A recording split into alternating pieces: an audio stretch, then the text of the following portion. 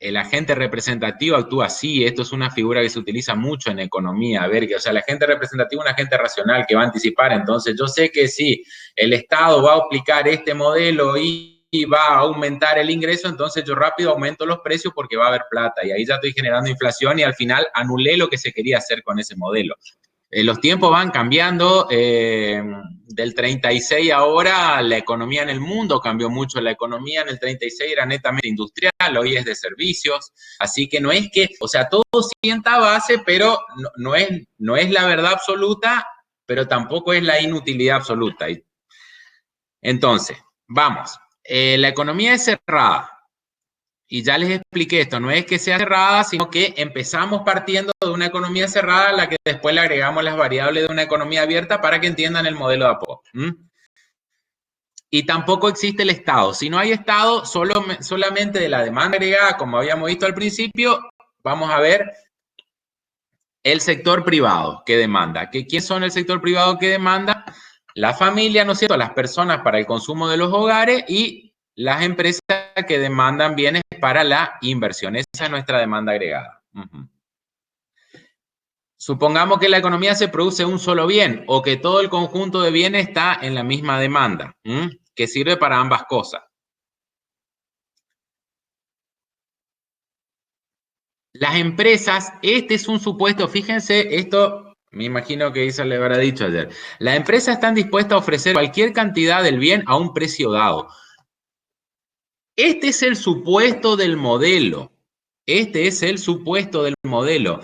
Que en el corto plazo, si hay mayor demanda, va a haber mayor oferta, o sea, van a aumentar la cantidad de bienes. Después vamos a ver, esto no es tan así, porque si hay mayor demanda, es más lo que vemos ahora, o sea, ¿cuál es el problema que está teniendo la Argentina? Plata, no es un problema de plata, plata sobra, hay pesos por todos lados. Vos querés salir a comer una hamburguesa, tenés que llevar un bolso al lado con la cantidad de billetes para pagar, más o menos, estamos llegando a eso. O sea, el problema no es efectivo, entonces el problema es que también esto en otro modelo, o sea, cuando avancemos más van a ver que no, pará, a veces si vos aumentás mucho la demanda, también aumentan los precios. Y ahí digamos este modelo no se da, pero este supuesto no se da, pero en este modelo tenemos como que es de corto plazo. Acá lo que va a aumentar son las cantidades. Cantidades. Esto nos permite enfocarnos en la demanda, ya que la oferta es fija. Entonces, con este modelo vamos a estudiar las variaciones de producción en el corto plazo. Es un modelo de corto plazo. Y eso es lo que Keynes había dicho. Las políticas activas son de corto plazo. No es que eternamente vos vas a poder emitir y dar y dar y dar y va a haber una prosperidad infinita. Bueno. A ver, ella explicó consumo. Ah, bueno, está. Yo quería remarcarles eso. Consumo, entonces consumo está explicado, tenemos consumo y bueno, estábamos más o menos ahí. Propensión marginal y propensión media, la función creciente.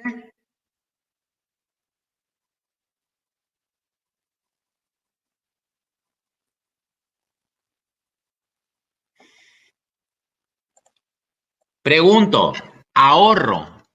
¿No vieron ahorro? No, profe. Bueno, empiezo de ahorro entonces. Empiezo de ahorro. Vamos al ahorro. Función ahorro. ¿Qué es el ahorro? Ya lo vimos. El ahorro es la parte del ingreso que no se consume. Fíjense la primer, ven todos claro ahí la pantalla compartida, ¿no es cierto? ¿Se ve Sí, la profe. pantalla bien? Perfecto. Sí. Bueno, vayan siguiendo la pantalla y, bueno, la bibliografía ya les di. Bueno, entonces, fíjense, el ahorro es la parte del ingreso que no se consume. O sea, que el ahorro de dónde se determina.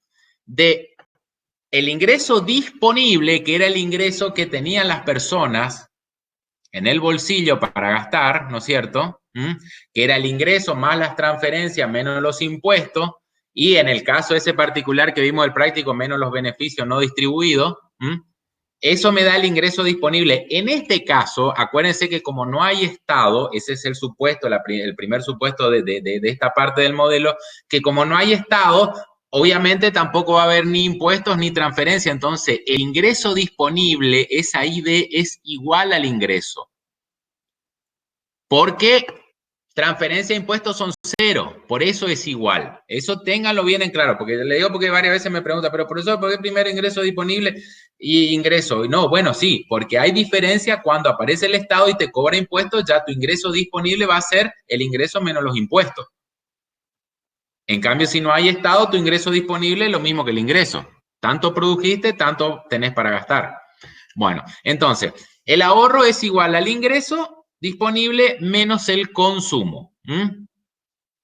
Y ahí juegan con la ecuación, ingreso disponible es igual a consumo más ahorro. O sea, las personas bajo este supuesto, de este modelo, tienen dos alternativas para su ingreso. O lo consumen o lo ahorran. Ya sabemos cuánto es el consumo, esto lo vieron ayer, ¿no es cierto? Hay una porción de consumo autónomo que tienen las personas, que es ese, se dice que es el mínimo de subsistencia, más una porción creciente del consumo que va a depender del ingreso, y es una cuestión lógica. A mayor ingreso, yo voy a ir realizando mayores consumos. Me voy a comprar más ropa, me voy a ir de vacaciones, voy a comer el asado, voy a dejar la polenta, y así vamos. Bueno, entonces ahí reemplazan en la función. Ahorro es igual a ingreso disponible menos, reemplazan la letra C por la función consumo, por su equivalente.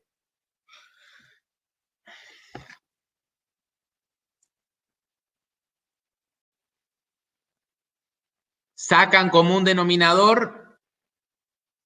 A mí esto me encanta hacerlo en el pizarrón, pero la pantalla nos genera un problemita. Bueno, sacan como un denominador. Quiero que me digan si van entendiendo cómo se despeja la fórmula. O sea, sacan como un denominador de ingreso disponible. Entonces tengo 1 menos C de este ingreso disponible y de este ingreso disponible, ¿no es cierto? Saco como un denominador, me queda 1 menos C por ingreso disponible menos consumo autónomo.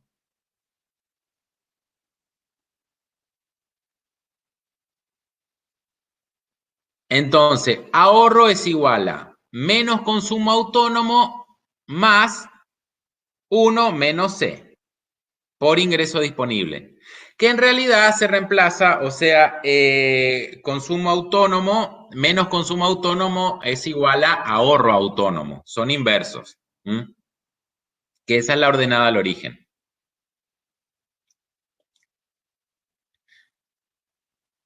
Así como C, fíjense que lo inverso, o sea, lo inverso del ahorro, del consumo es el ahorro. Entonces, también la propensión marginal a ahorrar va a ser inversa a la propensión marginal a consumir. Si yo de mi ingreso destino un 80% al consumo, el 20% restante lo destino al ahorro. Si mi ingreso yo destino una parte fija, ya lo vamos a ver en los prácticos, de 100 pesos o de 1000 pesos al consumo, mi ahorro va a partir de menos 1000 pesos porque es lo que de ese mismo ingreso yo destino al consumo. ¿Qué pasa acá? Fíjense, por ejemplo, si mi consumo autónomo es de 1000 pesos, como les dije, pero su ingreso es de 700 pesos. ¿Qué pasó ahí? ¿Cómo Tengo puede ser deudas. que... Tengo deudas. Por supuesto, lo que están teniendo es gastándose. Acuérdense que esta es la variable agregada, no es suya sola. Y sí, pero si yo gano menos que... Lo que pasa que es la función consumo de toda la economía. Si hay gente que consume más de lo que gana, hay otra gente dentro de esa misma economía que está sumada en esa misma variable que está gastando su ahorro.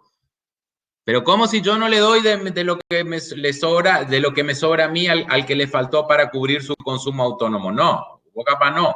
Pero es el ahorro total de la economía. El Estado hay una parte que se lo saca en impuestos, que le saca parte de su ingreso y se lo da a esta persona en forma de consumo. Entonces, así se arma total. Lo que sí se va haciendo es un desahorro. Cuando el nivel de ingreso no cubre el consumo, lo que está viendo en ese periodo es un desahorro, se está gastando ahorro de periodos anteriores. Y el día que no hay más ahorro para gastar, nos morimos todos porque en realidad no consumimos y al no consumir, morís. Así de suavecito. Bueno.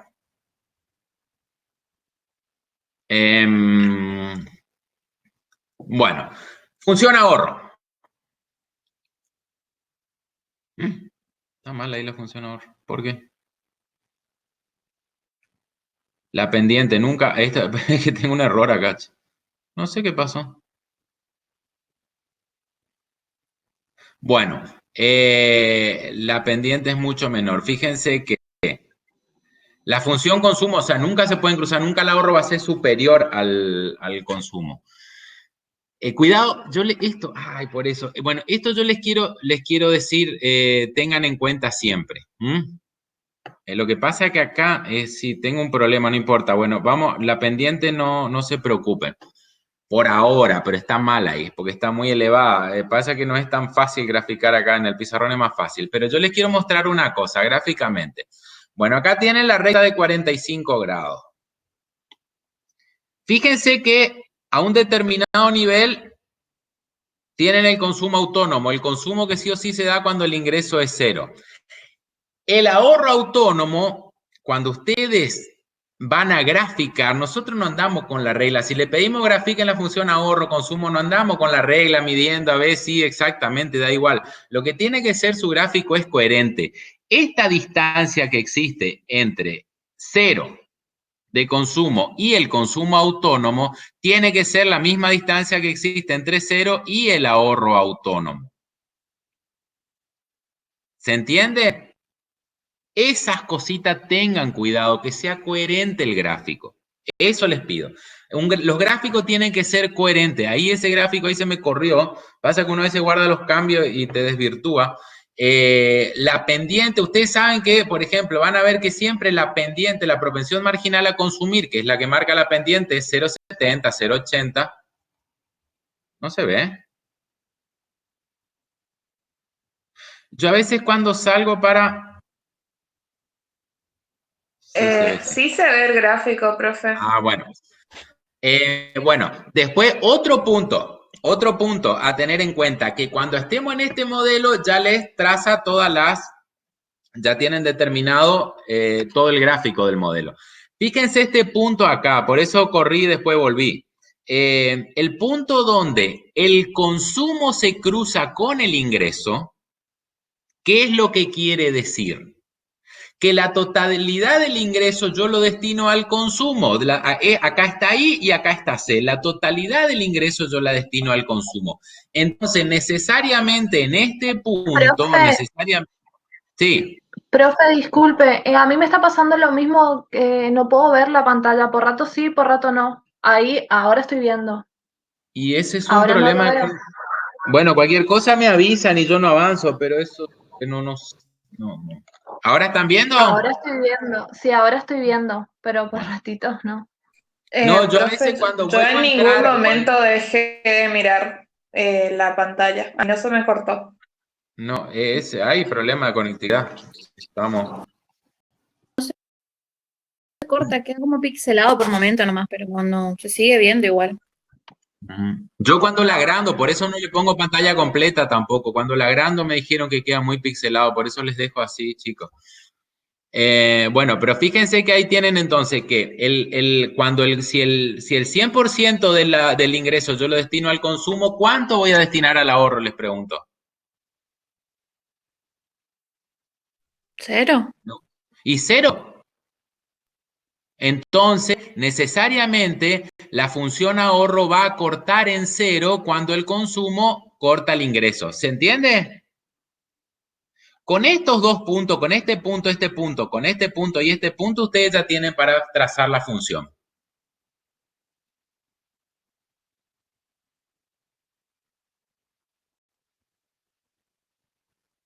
¿Se entendió eso? Sí, profe.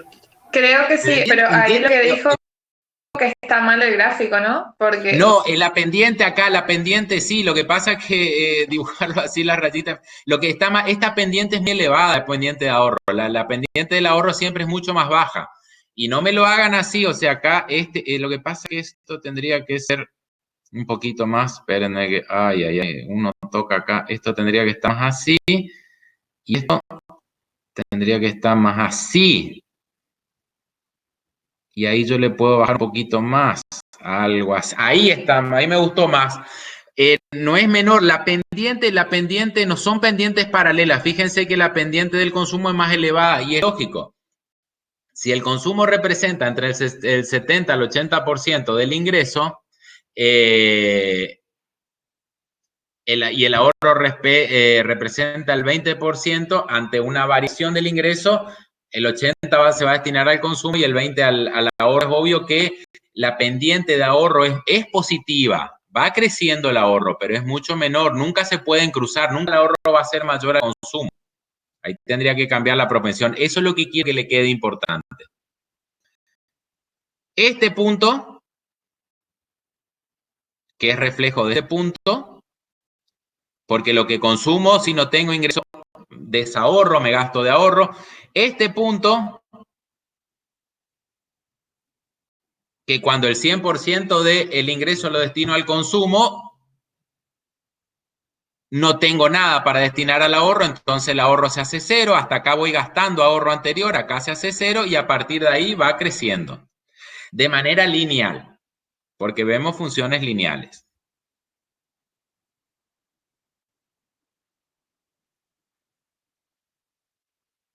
¿Estamos? Sí, subo. Isabela no le subió porque está el mismo gráfico, el mismo Power.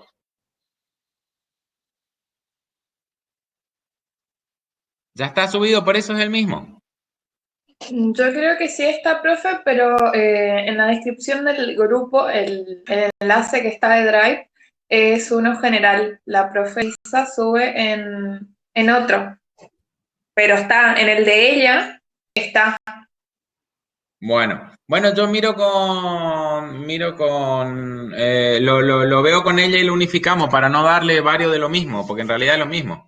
Por ahí uno va preparando la clase y le agrega un comentario, pero en realidad eso no se preocupen, o sea, la bibliografía está bien clara y acotada, digamos, no va a haber diferencias a la hora de la evaluación. Por eso lo veo con ella para uniformarlo. Profe, lo que decían, no es que estén dos PowerPoint diferentes, sino que están en dos drives diferentes. Ah, perfecto. Bueno. Esto no voy a detenerme mucho, lo vemos bien en la unidad 5, los factores que inciden en el consumo y el ahorro cuando veamos, pero hay otras teorías, o sea, y ahí está donde van a ver este enfoque, por ejemplo, de Friedman, que dice que el consumo es estable en el tiempo, entonces cualquier cosa incrementa. Si nosotros aplicamos ese supuesto, el supuesto de Friedman, nuestra ecuación ahí cambiaría mucho, o sea, el ahorro no podría tener ese comportamiento, el consumo sería más estable, o sea, más chata la función, y el ahorro iría creciendo a medida que crezca el ingreso. Por eso les digo, eso después lo vamos a ver más en detalle. Les digo esto porque si en principio alguno la capta rápido dice, pero eso en realidad no es así, y no, acá lo que vemos son funciones lineales, como para entender en principio, un comportamiento general tiene. Es lógico que aumente el ingreso y aumenta el consumo, y por ende aumenta el ahorro, pero aumenta más el consumo que el ahorro siempre. Bueno, las otras variables que influyen en el consumo y ahorro son, por ejemplo, lo que le digo, el nivel de ingreso. A personas que tienen mayores ingresos tienen una propensión marginal más alta a ahorrar. No quiere decir que consumen menos, pero como ganan mucho, satisfacen sus necesidades de vivienda y el excedente lo ahorran más en proporción. O sea, una persona que gana, esto es lo que le quiero decir, una persona que gana 50.000 pesos, seguramente su propensión marginal a consumir es un 90-95%. 0,95. ¿Por qué? Porque gana tan poco que apenas lo que gana lo tiene que destinar todo a su consumo y apenas puede ahorrar un 5%. En cambio, una persona que gana 1 millón de pesos por mes ya puede agarrar y decir, bueno, su propensión marginal a consumir capaz es del 60%. Gasta mucho más, gasta 6 veces más de 6 veces, gasta 600.000 pesos en su consumo, pero ahorra, su propensión a ahorrar, su porcentaje de ahorro es también alto porque su ingreso es alto. Entonces, estos factores inciden. Después la función es un promedio de todo. Lo que tienen que hacer es comparar economías contra economías. Por eso los países pobres, nosotros vamos a ver después, yo le digo, el tema del ahorro es muy, muy, muy, muy condicionante del crecimiento. Es la base del crecimiento económico. Y ese es un ciclo vicioso que tienen los países pobres, entre otras cosas. ¿Por qué? Porque como no tienen ahorro, no pueden invertir. Y si no pueden invertir, no pueden crecer. En cambio, países que tienen ingresos elevados, tienen una alta tasa de ahorro y como tienen una alta tasa de ahorro siguen teniendo una alta tasa de crecimiento. Esto es así. Bueno, la edad, uno con el libro distingue bien claro ahí. Primero uno tiende, y de acuerdo, no existe una edad, una regla exacta, pero hasta los 30 años uno tiende, como teóricamente los ingresos son más bajos, porque uno recién se inicia en el mercado laboral, uno tiende a tener una propensión más alta a consumir, por ende, una propensión marginal más baja a ahorrar. Entre los 35, 55, uno tiende a ahorrar más y al final de la vida ya, digamos, lo consume todo porque ¿para qué voy a ahorrar si mañana ya acá que no estoy? Dicen que la herencia es un error de cálculo. No me acuerdo quién lo dijo, pero estuvo bastante astuto. La herencia es un error de cálculo. Bueno, patrimonio y herencia también, personas que tienen herencia ya tienen una cultura del ahorro que hacen que sus propensiones a consumir sean menores que las que no los tienen. El efecto de demostración, a veces yo también, mi ingreso tendría que condecirse con un menor consumo, pero yo no quiero que mi vecino me vea pasando necesidades, o sea, que no vea que entonces yo tiendo a incrementar el consumo. Eso es el efecto de demostración, el efecto vecino, que mi vecino no vea que yo no tengo capacidad de consumo. Expectativa del ingreso. Si yo pienso que voy a ganar más, ya anticipo ese ganar más y incremento mi consumo hoy. Y de acuerdo a cómo esté distribuido el ingreso. Si hay una mayor concentración del ingreso en los deciles superiores, el estrato de la población se divide en deciles para calcular esta medida que yo les dije que a mí me parece que a veces se la ve mal, ¿no es cierto? La desigualdad en la distribución del ingreso se distribuye en 10 deciles. Si el ingreso está más concentrado en los deciles de arriba, va a haber un mayor nivel de ahorro por lo que les dije de los niveles de ingresos. Si está mejor distribuida, va a haber mayor nivel de consumo. ¿Preguntas?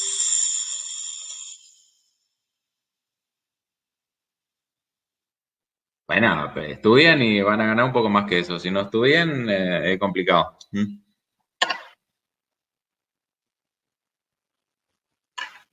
Ahora tienen que estudiar, no están gastando.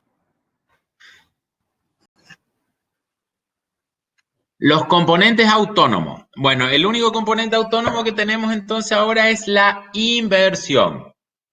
La inversión es una variable exógena. Si bien la inversión depende depende de la tasa de interés, de la expectativa del empresario, obviamente nadie invierte adentro de un termo. Si yo soy ¿qué es invertir? Es la decisión de un empresario de comprar una máquina más, de comprar un camión, de poner un nuevo local. Eso es inversión, gastar en algo que va a ampliar la capacidad. Obviamente que lo hago analizando el contexto, y el contexto son variables. Pero en este momento, por eso le digo, el supuesto es que en este momento esas decisiones no están dentro del modelo, no las analizamos dentro del modelo. Entonces, gráficamente, yo les voy a dibujar acá, voy a volver a y gráficamente,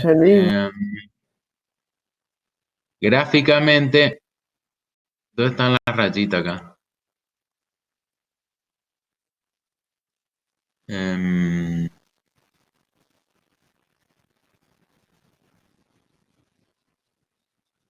¿Dónde están las rayitas? ¿Por qué me cambian siempre el...? En donde dice formas, profe. Insertar. En insertar y hay formas. Insertar. Formas. No, forma hasta acá. También tiene, profe. Ah, por eso. Bueno, pero es esto nomás, o sea, la inversión tiene este comportamiento. ¿Qué significa esto?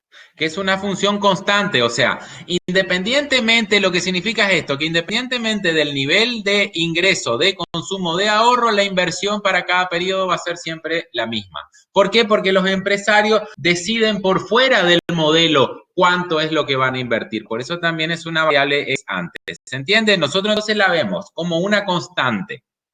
Una constante es que independientemente de lo que pase con el ahorro o el consumo, los empresarios decidieron ex ante invertir esto. Bueno. Vamos acá, chicos. Vamos a determinar entonces la renta de equilibrio. Quiero que veamos levemente.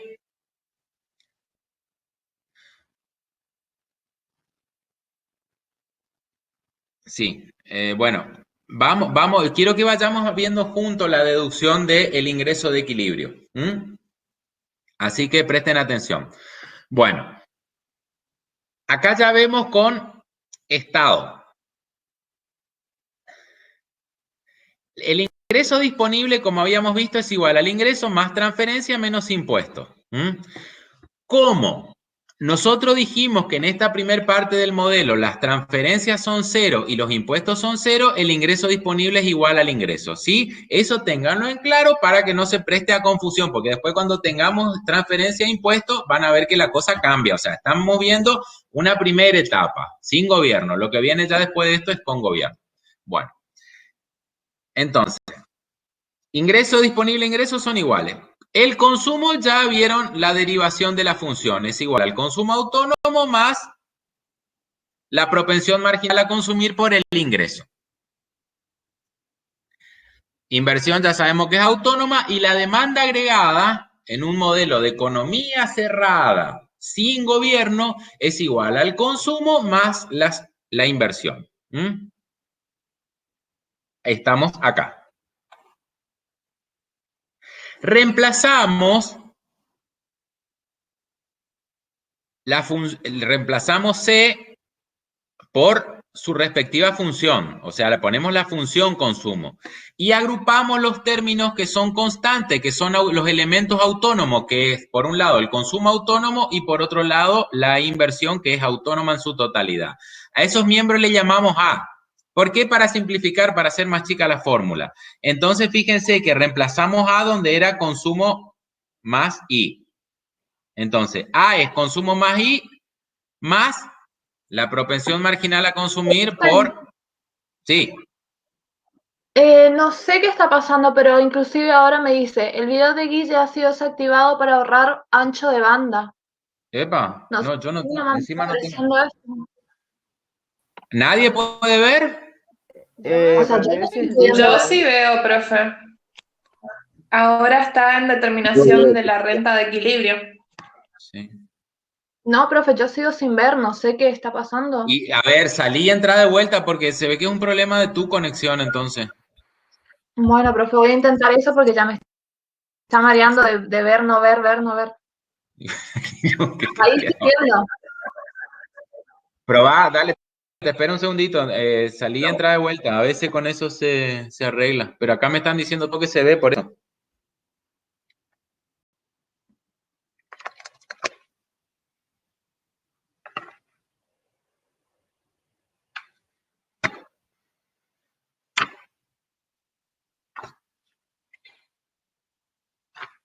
En todo caso, ¿alguien no está grabando? Me imagino que están grabando. Me dijeron que siempre graban. ¿No podés ver ahí tampoco? ¿Entraste de vuelta?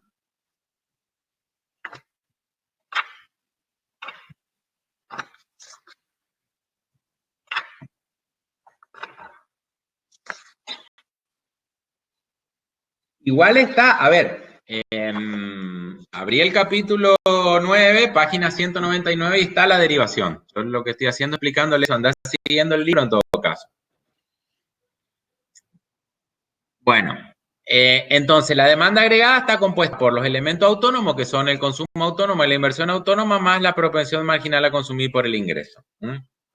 Bueno, nosotros sabemos que En el equilibrio en economía es oferta igual a demanda. La oferta es el ingreso, por identidad, por todo lo que vimos, porque el ingreso es equivalente a la oferta, o sea, la identidad producto-ingreso es muy importante, o sea, lo que yo produzco es lo que yo tengo, es el valor al cual yo tengo derecho. Si lo vendo, tengo el efectivo para comprar otras cosas, y ya le dije, y si no lo cobré, tengo el derecho a accionar para que me lo paguen. Y tengo derecho a consumirlo o a intercambiarlo. Y es igual a la demanda agregada en equilibrio, o sea, lo que se gana es lo mismo que lo que se consume, tanto por la familia, ¿no es cierto?, como por las empresas. Ahí reemplazamos demanda agregada, esta ecuación, y me da que el ingreso es igual a los componentes autónomos A más la propensión marginal a consumir por el ingreso. Bueno, agrupo los términos con ingreso, saco común denominador, saco factor común, y despejo ingreso. Con lo cual me queda que el ingreso de equilibrio es igual a los componentes, a la suma de componentes autónomos sobre 1 menos la propensión marginal a consumir. Bueno, esa derivación practíquenla, está en el libro. Quiero saber si la entendieron.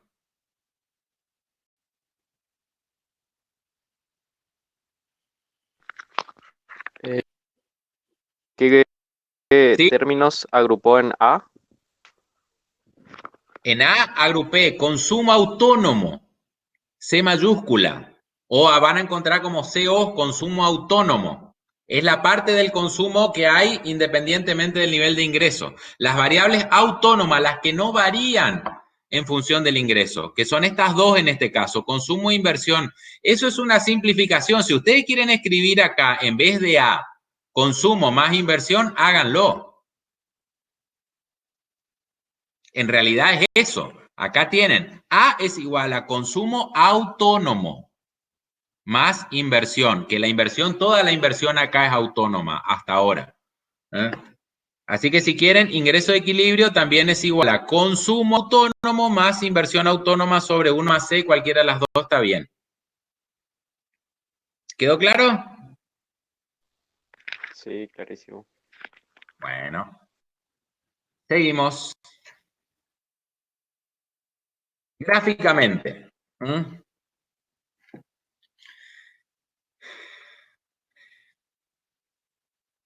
El valor de la producción está en el eje Y. A mayor producción, mayor va a ser el valor del ingreso. Acá está la renta, ¿no es cierto? ¿Por qué se representa en una recta de 45 grados? Porque voy a tener tanto ingreso como tanta producción realice, es lo que yo le decía, esa es la identidad producto-ingreso. Si yo fabrico una caja, mi ingreso va a ser el equivalente a una caja. Si fabrico 2 cajas, el equivalente va a ser, el equivalente de ingreso que voy a tener va a ser a 2 cajas. Si fabrico 3, 3, 4, 4, y siempre va a ser una curva de 45 grados. Es una curva dada. Bueno. Para graficar la demanda, ustedes ya saben. En este caso, le vuelvo a aclarar siempre porque después va cambiando a medida que le vamos agregando variables. Pero en este caso nosotros vamos a tener, ¿dónde va a ser la gráfica? Y esto para que, si uno le pide, grafiquen el ingreso de equilibrio en una economía cerrada sin gobierno, ustedes, ya le digo, no le pido que anden midiendo acá con una regla, ni acá, ni que lleven transportador, etcétera, etcétera, sino que esto es fácil de hacerlo, una curva de 45 grados. Pero lo que sí tienen que tener en cuenta es de que el componente autónomo es nivel de demanda o de gasto que hay, por más que el ingreso sea cero, es el que está dado por la suma del consumo autónomo y la inversión autónoma. Entonces, si el consumo autónomo tenían 100 y la inversión es 50, este componente autónomo acá es 150 y ahí tienen el primer punto de la función demanda. Ustedes saben que con 2 puntos, una función lineal ya la pueden graficar. Bueno. Entonces, el primer punto que tienen que ubicar es este. La ordenada al origen de la función demanda, que es, Va a salir de la sumatoria de los componentes autónomos.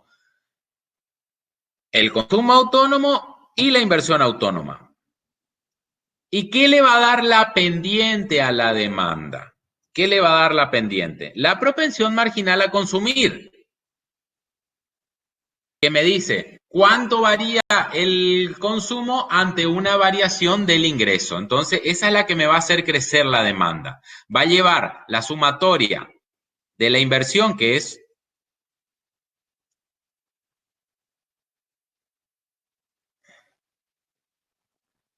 que va a estar, por ejemplo, acá. Esta es la inversión, ¿ven? Y una función consumo que va a ser más o menos... ¿Para qué toqué? Por eso me... A ver.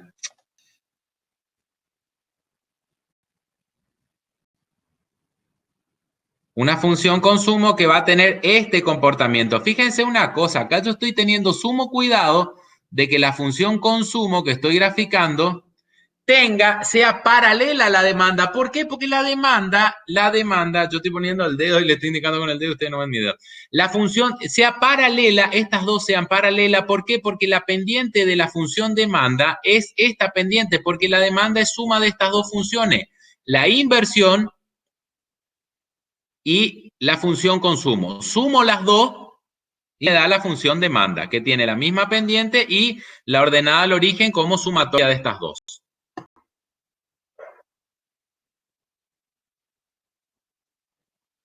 El punto donde la oferta y la demanda se cruzan es el ingreso de equilibrio. ¿Entendieron hasta ahí, chicos? Sí, profe, perfecto. Sí, Bien. profe, se entiende hasta ahora. Por favor. Chicos, vayan, esta parte es sencilla porque este modelo es muy sencillo, muy simplificado. Es una simplificación de la realidad como corresponde con un modelo. Después se le van agregando variables. Yo le voy anticipando. Se le agregan variables. Si entendieron esta parte, lo otro van a entender porque las variables tienen un comportamiento lógico. O sea, la economía al final, ¿qué es lo que es? O sea, se estudia los hechos repetitivos, ¿no es cierto?, que tienen efecto económico y se los trata de modelizar. Entonces, ¿qué es lo que hacemos acá? Y una función consumo que, bueno, yo observo que la gente a determinado ingreso bajo consume mucho y con ingreso alto consume poco y que a medida que su ingreso aumenta, su propensión va disminuyendo, su propensión marginal, porque, bueno, en este caso es constante, ¿no es cierto?, porque ahí voy teniendo más capacidad de ahorro. Entonces, todo eso yo lo llevo a una función. Entonces, es lógico, responde a la realidad. Con las variables que vienen va a ser lo mismo. Las exportaciones, ya le adelanto, también son autónomas. ¿Por qué son autónomas? Y porque dependen del resto del mundo, no de mi ingreso. Depende del resto del mundo si me quiere comprar o no. Las importaciones, en cambio, van a tener un comportamiento similar al consumo, porque en realidad las importaciones son consumo de bienes importados. Entonces, son lógicas y son funciones que responden a una realidad. De manera simplificada, como requiere un modelo para que uno comprenda. Porque si traen la tabla estadística y me dicen, profesor, acá subió el ingreso y bajó el consumo en el año... ¿en qué año pasó eso? En el año 2006, y yo le voy a decir, sí, bueno, es cierto, lo que pasa es que hubo una estabilidad que hizo incrementar el ahorro, pero eso, en la regla general, si vos lo mirás en muy largo plazo, tiene pendiente positiva. Bueno, identidad, ahorro, inversión. Hay dos formas de determinar el ingreso de equilibrio. Este es por el método del multiplicador, que lo llamamos nosotros. Componente autónomo sobre 1 menos la propensión marginal. La otra es nosotros, o sea, porque que ¿de dónde se deduce? De que la oferta es igual a la demanda, obviamente, ¿no es cierto? La otra forma de determinarlo es que en una economía cerrada sin gobierno, el ahorro es igual a la inversión. Esto ya lo habíamos visto en una de las primeras clases. Entonces, en condiciones de equilibrio, la inversión planeada es igual al ahorro. Y acuérdense que la inversión planeada es igual a la realizada. Ese es el supuesto que tenemos. Solo en una economía cerrada, sin sector público, porque el ahorro ahora nosotros lo tomamos como el ahorro de los privados. En realidad, después cuando le metamos variable, el ahorro total de la economía es ahorro privado más público. Por eso, tengan en cuenta los supuestos siempre. Desde las cuentas nacionales lo podemos demostrar así. Y ahí tenemos otra deducción. Ingresos ya sabemos que es consumo más ahorro, o lo que es lo mismo, ingreso disponible, porque acá no hay diferencia entre uno y otro. Y también sabemos que por igualdad, como oferta es igual a demanda y demanda es igual a consumo más inversión, espero que me sigan ahí, ¿no es cierto? Por un lado, ingreso es igual a consumo más ahorro. Por otra parte, ingreso es oferta, que es igual a demanda, y demanda es consumo más inversión. Si igualamos las dos ecuaciones y simplificamos consumo de los dos lados, nos queda que el ahorro es igual a la inversión. ¿Se entendió?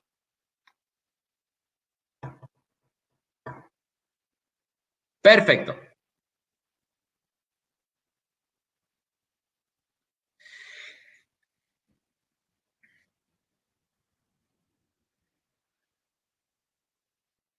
Gráficamente, esto también les quiero, lo que pasa es que acá les voy a llenar. Supónganse, a ver, lo que voy a hacer es esto, miren.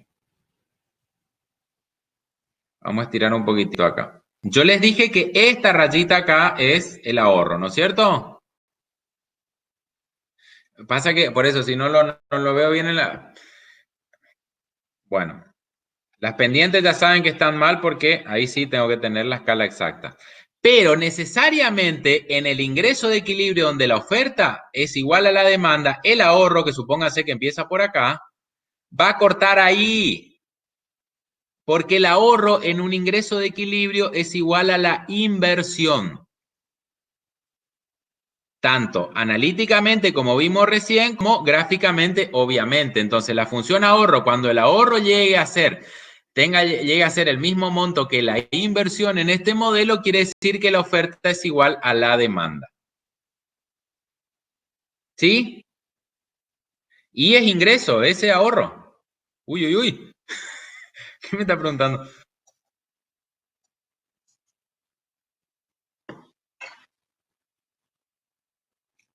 Y es ingreso. Y latina es inversión.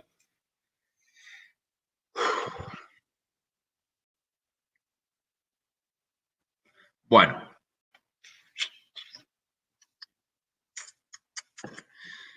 Gráficamente, un poco ya les expliqué todo. Fíjense que acá está, ya me adelanté también. En el ingreso de equilibrio, el ahorro cruza a la inversión. Y en el ingreso de equilibrio, la demanda agregada es igual a la oferta agregada. El consumo, esto es, bueno, pues el gráfico que yo les había hecho hoy. Inversión más consumo, inversión autónoma más consumo autónomo me da el componente A, que son los componentes autónomos, que es la ordenada al origen de la demanda. La pendiente del consumo es lo que me va a dar la pendiente de la demanda. Y cuando estén en equilibrio, la inversión va a ser igual al ahorro.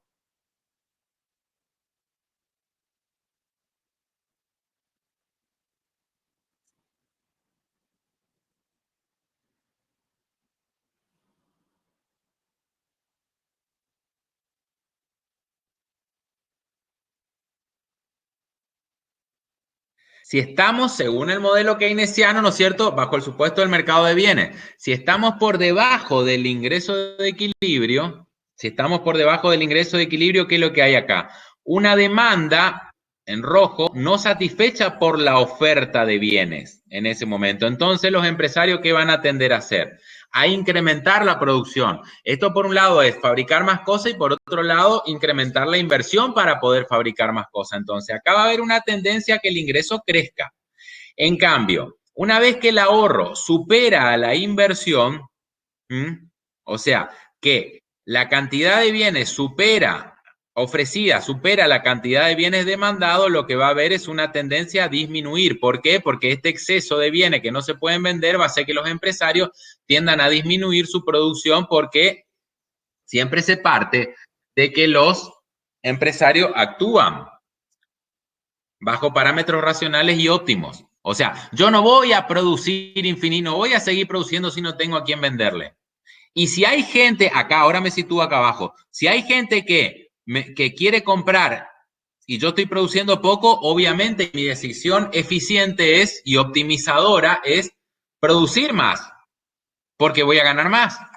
Y acá producir menos porque si no me voy a quedar con mercadería que no le puedo vender a nadie. Entonces siempre se tiende al equilibrio entre oferta y demanda. ¿Se entendió? Bien. Sigamos entonces. Paradoja de la frugalidad. Bueno. Acá les voy diciendo por eso, una de las críticas fuertes que le hacen a Keynes es que la economía, pero en realidad, a ver, no, o sea, como que Keynes no le daba mucho artículo a la inversión, o sea, obviamente que la inversión y la contemplaban su demanda, o sea, si no hay inversión no hay crecimiento a largo plazo, no se trata de eso, ¿no es cierto? Pero él decía que lo que tenía que la variable clave en el corto plazo para el crecimiento era los componentes de la demanda, el gasto público, el consumo, eso habría, y lo otro como que venía por decantamiento. Y demostraba que era perjudicial un exceso de ahorro, pero un exceso de ahorro que no vaya a la inversión, y eso es lo que vamos a ver ahora, porque el supuesto de esto es el siguiente, la paradoja de la frugalidad que dice que la virtud individual puede terminar en un prejuicio general. ¿Qué quiere decir esto? Les explico así y ahí lo vemos gráficamente. Lo que quiere decir es lo siguiente, o sea, si la sociedad dice, no, yo voy a ahorrar más, el ahorro no es parte de la demanda. Si yo ahorro más, ¿qué afecto de la demanda? Si la sociedad decide, no, yo en vez de 30 pesos o de 3.000 pesos de los 10.000 que gano, yo decido ahorrar 4.000. Lo que necesariamente voy a hacer es que si antes gastaba 7.000, ahora gasto 6.000. O sea, lo que va a provocar el ahorro es una disminución del consumo. Entonces, un incremento de ahorro lo que me genera es una disminución del consumo. Como el consumo, por ser un componente de la demanda, determina el ingreso de equilibrio, si el consumo cae, cae la demanda y cae el ingreso. Entonces, por mi virtud, lo que quiere demostrar la paradoja de la frugalidad es eso. Por mi intención de ahorrar más, yo hice caer el consumo y por lo tanto cayó el ingreso. Y al final terminé ahorrando lo mismo, porque ahora, como tengo menos ingreso, tengo una mayor propensión a ahorrar, pero es menor el ingreso, entonces menor el porcentaje de ese ingreso que yo destino, es menor la cantidad total de ahorro que tengo. Bueno, esto es lo que quiere demostrar. Siempre y cuando, pero la paradoja de la frugalidad es que un incremento de ahorro que no se canalice en inversión, porque si yo incremento el ahorro, baja el consumo, pero ese incremento de ahorro yo lo traslado a la entidad financiera le presta a las empresas y las empresas incrementan la inversión, se estaría neutralizando ese efecto. Bueno, entonces veamos acá qué es lo que pasa. Fíjense. Nosotros estamos en un nivel de ingreso cero. Acá, ahí donde tengo el cursor. Hay un determinado nivel de demanda, un determinado nivel de inversión y, como sabemos, en el ingreso de equilibrio, demanda es igual a la oferta y ahorro es igual a inversión, en este punto acá. Bueno, acá la sociedad entonces, ¿qué es lo que desea hacer? Decide incrementar el nivel de ahorro. Entonces, provoca un desplazamiento de la función ahorro. Ven acá, esta función ahorro la desplazan hacia arriba. ¿Qué hicieron acá? Cambiaron el ahorro autónomo. Si el ahorro autónomo era 100, ahora pasó a ser 120, 150. Eso es lo que hizo. Bueno, necesariamente ese desplazamiento del ahorro autónomo lo que se traduce es en una caída del consumo autónomo. Si yo, mi ahorro cuando, ojo con esto también, mi ahorro cuando el ingreso es cero es menos 50 y pasa a ser menos 30, acuérdense que estamos negativos, o mi nivel de consumo era 50 y lo bajo a 30,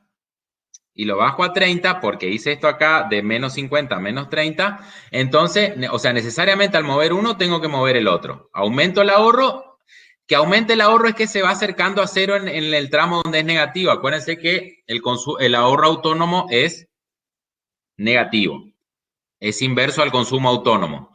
Entonces, baja mi nivel de consumo autónomo, no cambié las pendientes, pero necesariamente, ¿qué es lo que pasó? Como cayó el consumo autónomo, cayó el consumo. Y por ende cayó la demanda, que es una sumatoria de las dos. Yo les dije, el supuesto es que la inversión no se movió. Fíjense que la inversión sigue siendo la misma. Entonces, conclusión, cayó la demanda, ahora mi ingreso de equilibrio en vez de ser I0 es I1, se cumple que el ahorro es igual a la inversión, en este punto sigue teniendo el mismo volumen, solo que a un menor nivel de ingreso.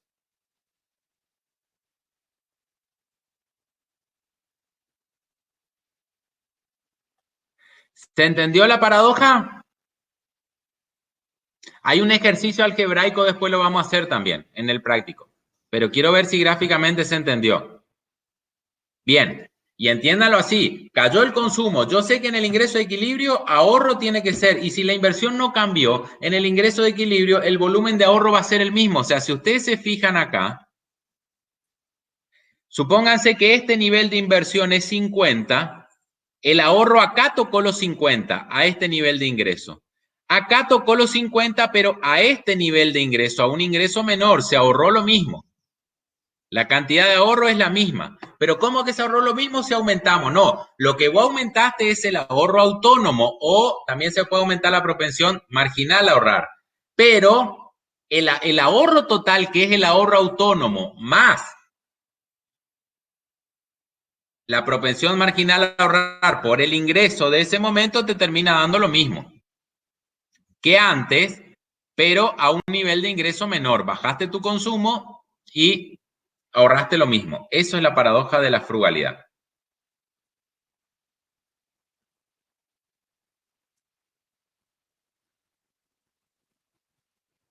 Bueno.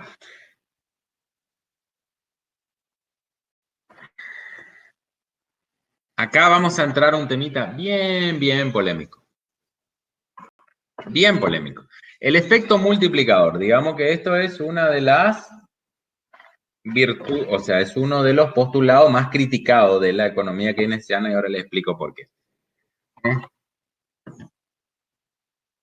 ¿Qué dice el efecto multiplicador? Espérenme un poquitito, quiero ver si está así. Bueno.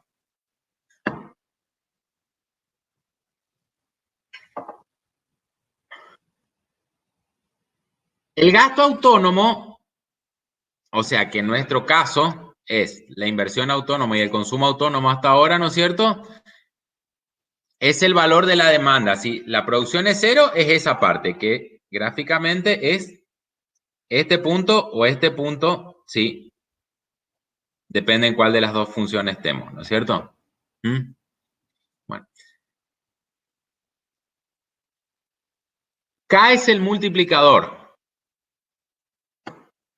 Este es el multiplicador. 1 sobre 1 menos C. Este número multiplica el efecto de los componentes autónomos.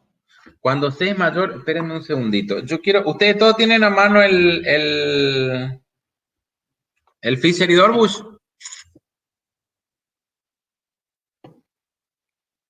Bueno.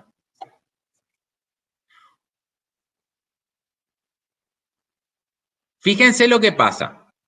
Si yo provoco un aumento de la inversión autónoma, aumenta la demanda agregada. Supónganse en esta parte del gráfico. Si yo estoy acá, en este ingreso de equilibrio, yo provoco un aumento de la inversión autónoma, suponga que acá yo desplazo esta función, que es la inversión autónoma. La desplazo para arriba, lo que provoca es un aumento de la demanda agregada. Pero la demanda agregada se desplaza en forma multiplicada. No es que si yo aumento la inversión vamos a ver el práctico después. No es que si yo aumento la inversión en 20, la demanda va a aumentar en 20. La demanda va a aumentar en 20 por el efecto multiplicador.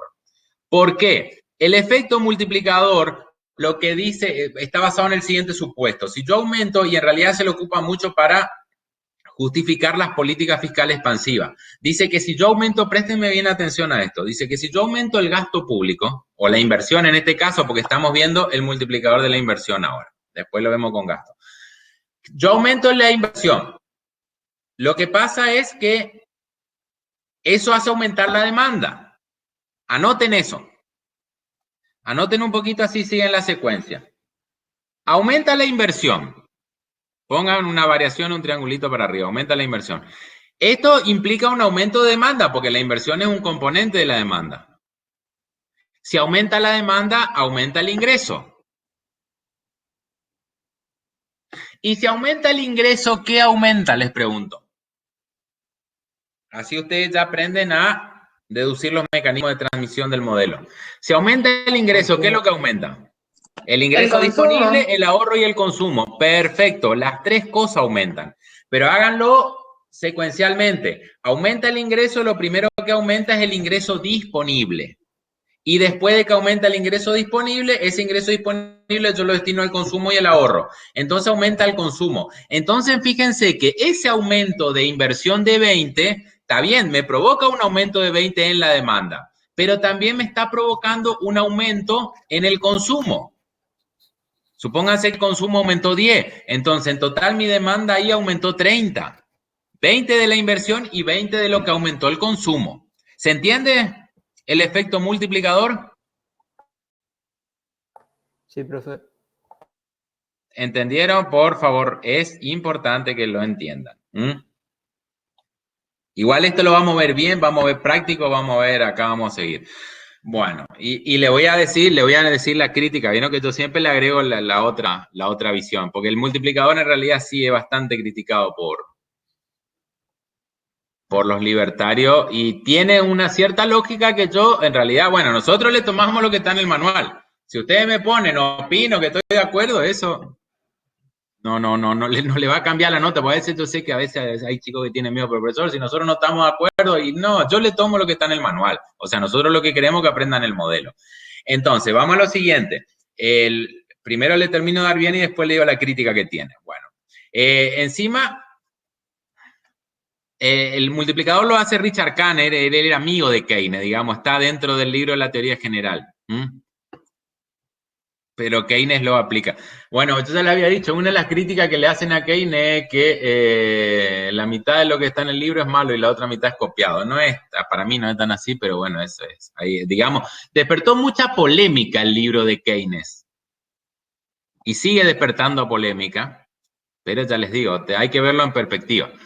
Bueno, el multiplicador dice eso, que el aumento de algún componente autónomo produce un efecto de expansión. Y ahí tienen, fíjense bien el ejemplo numérico, porque acá lo van a terminar de entender. Bueno, supongamos que la propensión va a depender de la propensión. Tiene que haber una propensión marginal a consumir. Si no hay esto, no va a haber incremento de consumo. Bueno, supongamos que el consumo, que la propensión marginal a consumir es 0,8. O sea que el 80% de la variación de un ingreso yo lo destino al consumo. Decidimos hacer una inversión en nuestra casa. Acuérdense que la construcción de la casa sí se considera inversión. Bueno, le pagamos 100 al albañil. ¿Qué va a hacer el albañil con esos 100? La función consumo es la función agregada de la economía general a todos. Entonces, si todos respondemos a la función agregada, el albañil va a ahorrar 20 y va a consumir 80. ¿Está claro hasta acá? Esos 80, ¿qué significa consumir? Ir al almacén y comprar. De esos 80, como tiene la misma función consumo, el almacenero va a ahorrar 16 y va a consumir 64. 16 es el 20% de 80 y el 64 es el 80% de 80. Y así continúa la cadena de gastos. Fíjense, a ver que alguien me escriba ahí, A ver, el almacenero va... ¿A dónde puede ir el almacenero? Va a la librería. Ahora les pregunto, y ahí destina todo ese incremento de consumo. ¿Cuánto va a el librero? ¿Cuánto va a destinar al consumo y cuánto va a destinar el ahorro? Eso es lo que quiero que me diga alguien mientras yo saco la cuenta acá. Porque tampoco...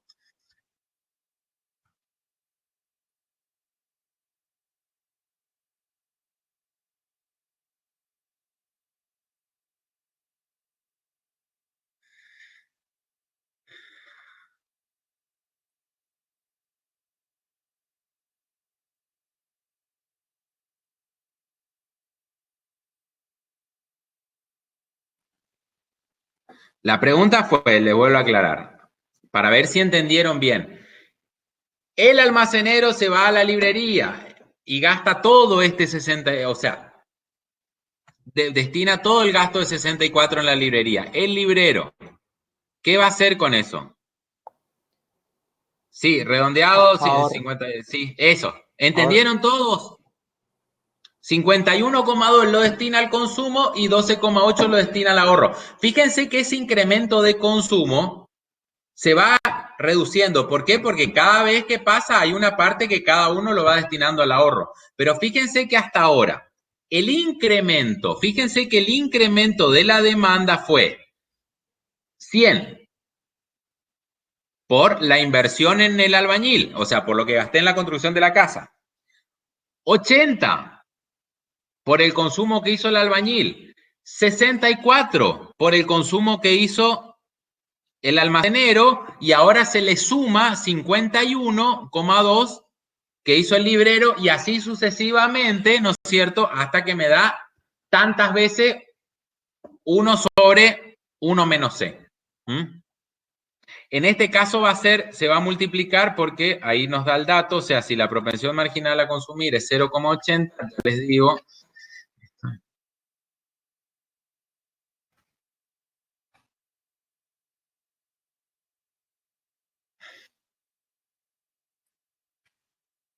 $500.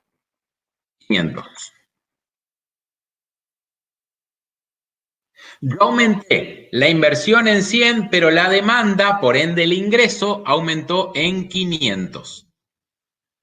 100 de la inversión en sí, que es parte de la demanda, y los otros 400 por ese incremento de consumo, cada vez menos ahorro, que hicieron que en la sumatoria total sean 400 pesos. ¿Se entendió cómo funciona el efecto multiplicador? Bien. Ahora va el palito. A ver. Ahí tienen, yo esto les voy a dejar, después lo hacen ustedes para... Es un ejercicio del multiplicador que ya lo tienen solucionado. Bueno, va la crítica al multiplicador. Lo que dice... ¿El multiplicador de dónde parte? Y le digo, acá nosotros lo vimos con inversión porque todavía vimos el modelo con economía cerrada sin gobierno. Pasa, se lo quiero explicar ahora. El multiplicador lo que hace es justificar eso, aumentar el gasto, ponerle que en vez del gasto del albañil ahí que yo hice, con mi ingreso, supóngase que hay un gasto público que te dan para que vos arregle tu vivienda, ¿no es cierto? Entonces te dan plata para que vos arregle. O sea, hay un aumento de gasto público. Entonces, fíjate que ese aumento de gasto público de 100 generó 500 de aumento en la demanda y por ende 500 de aumento en el ingreso.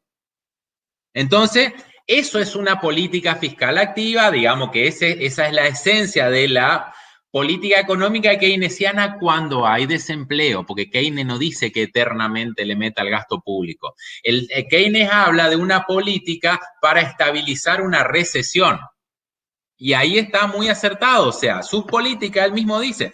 Una de las frases famosas de Keynes, porque en realidad esta discusión, o sea, no eran todo bruto en esa época tampoco. Marshall lo cuestionó mucho, decía, ¿sabés lo que pasa? Que vos con eso vas a generar un desmadre, ¿no es cierto?, de emisión monetaria y de déficit fiscal impresionante, cuando en el largo plazo la economía, según la visión de los clásicos, en el largo plazo la economía tiende al equilibrio. Y Keynes le dijo, en el largo plazo estaremos todos muertos. Fíjense que si ustedes se van a la página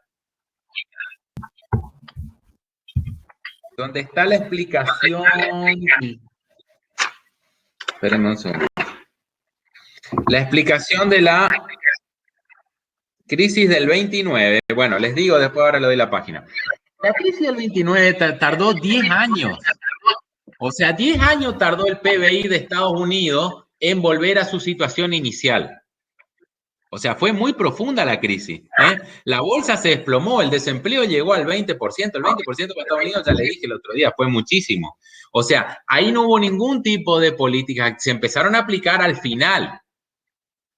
Y fueron lo que aceleraron, para los keynesianos, fueron las que aceleraron el crecimiento. Después tiene una crítica muy dura de los monetaristas.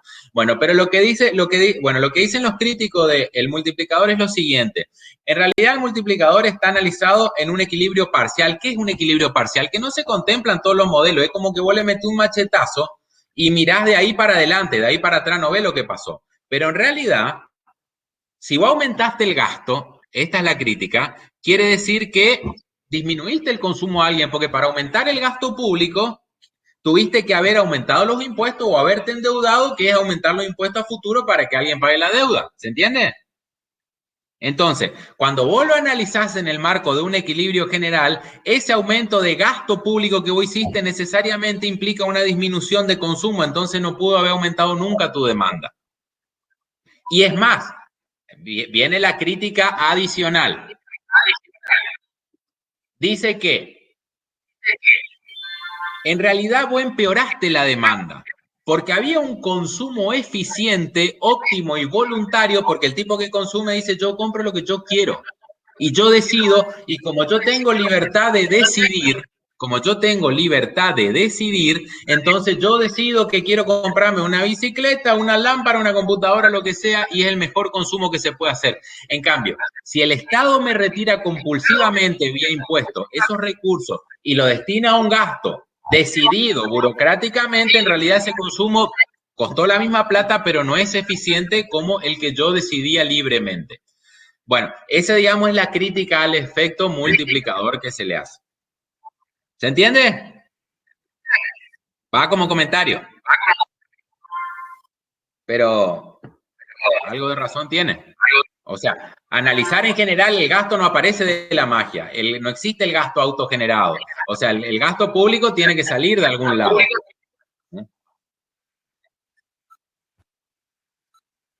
Si el gasto, ahí empezamos a delirar, si el gasto sale de la plata que tiene la gente abajo de los colchones, sí, por favor, un micrófono ahí. No sé quién es, Frank Melanie. Bueno, si el gasto sale de un ahorro que tenía el Estado, o sea, no aumentó los impuestos, sino que tenía un ahorro, se va a producir, sí, ya está, se va a producir ese incremento, pero bueno, o sea, esto es para tenerlo entre comillas. Y para ver, o sea, no es que, lo que le quiero decir es que a veces la primera impresión cuando uno empieza a analizar el modelo keynesiano, uno dice, bueno, el gasto es una virtud eterna, y no es tan así. Pero tampoco el libro dice que el gasto es una virtud eterna. El tema es que lo que a veces venden sin saber el programa keynesiano, en realidad ya les dije ya esto, que viene, o sea, lamentablemente Keynes se ocupa mucho para justificar irresponsabilidad de gastar por encima de lo que se recauda. Entonces, no, bueno, pero yo soy keynesiano, yo porque quiero que la gente mejore su situación, y bueno, hermano, pero yo también quiero que la gente mejore su situación, pero si vos gastás por encima de lo que recaudás, vas a generar inflación y al final la gente va a estar peor. Bueno, por eso, esa es la crítica, pero, a ver, así como está la crítica y tiene su lógica, el efecto multiplicador tiene su lógica. Tiene su lógica que si vos expandís el gasto, se expande el consumo sucesivamente y hay un efecto mayor. Lo que le falta es, por eso, tiene su, como dice, por eso, académicamente hablando, ¿cuál es la crítica que tiene?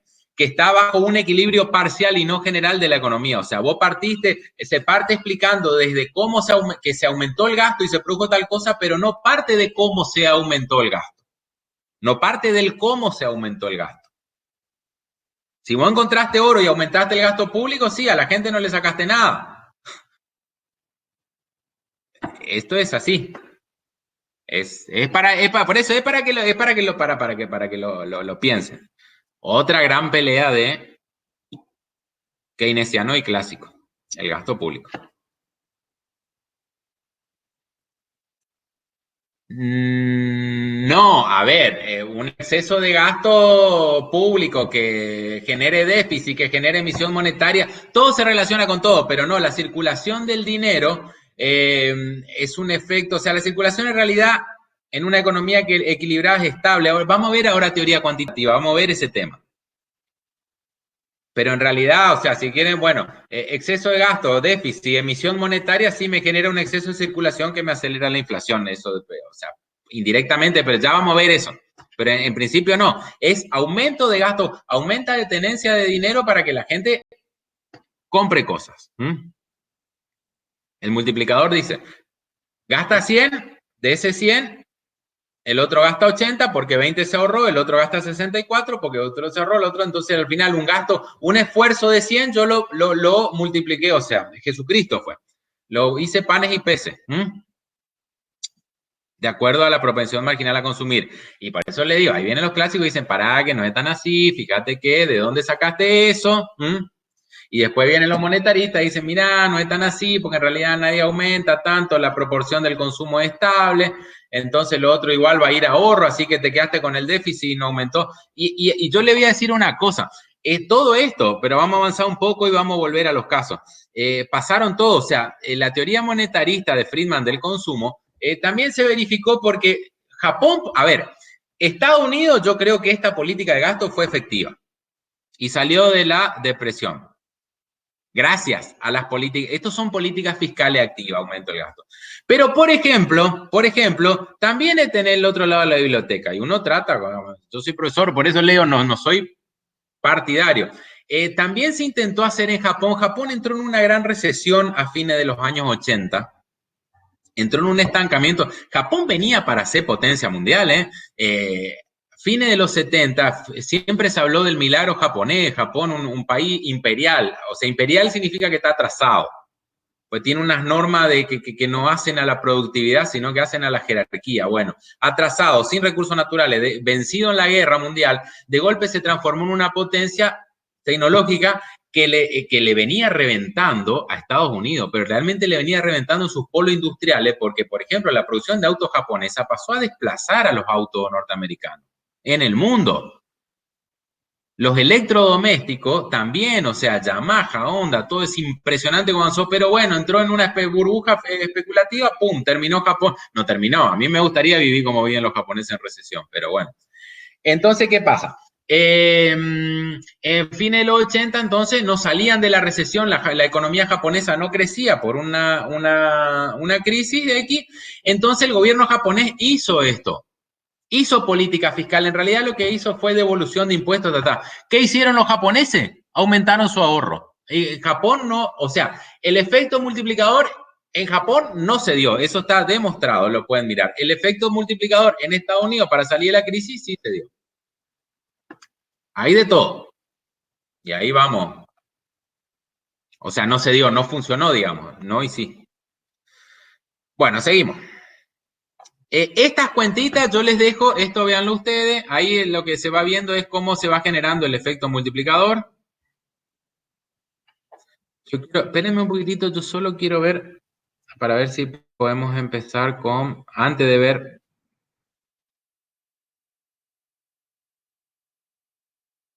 Sí, hasta antes de ver el sector público y ahí vamos a ver práctico, así que queda poquitito. Bueno.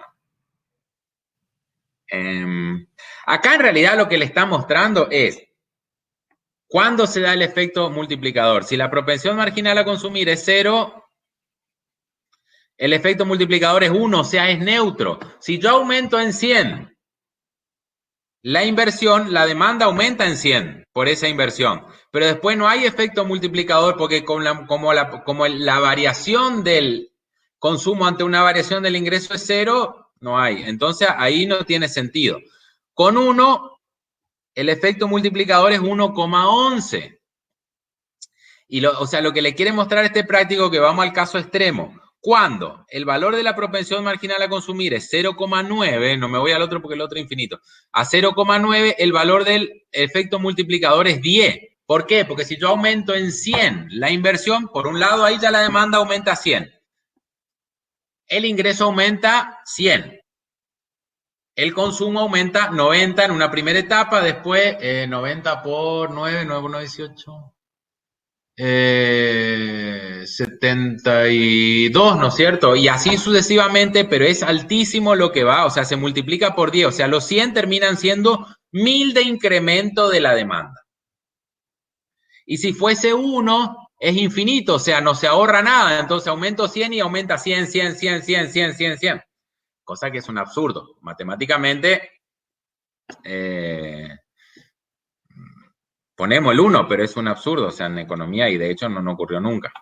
Por eso le digo, si no sería muy fácil, o sea, hay que aumentar un poco el gasto público que el resto se hace solo. No es así, vamos a avanzar en la materia y vamos a ver que no es, que esto tiene sus limitaciones. Pero las limitaciones no es que Keynes no la vio, Keynes siempre vio en un contexto determinado esto sirve.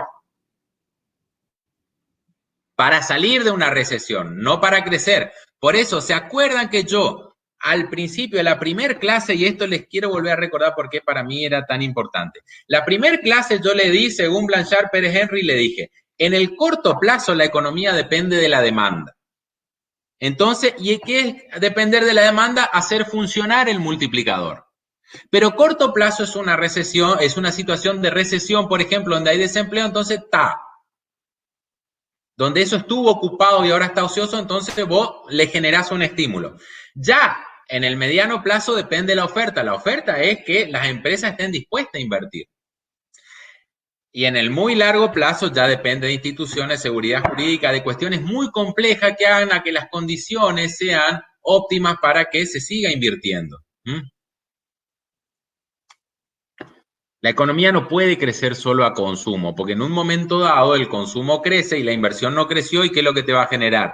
Que te está faltando oferta para cubrir demanda. Entonces, esa oferta, ¿cómo vos la completás? Importando.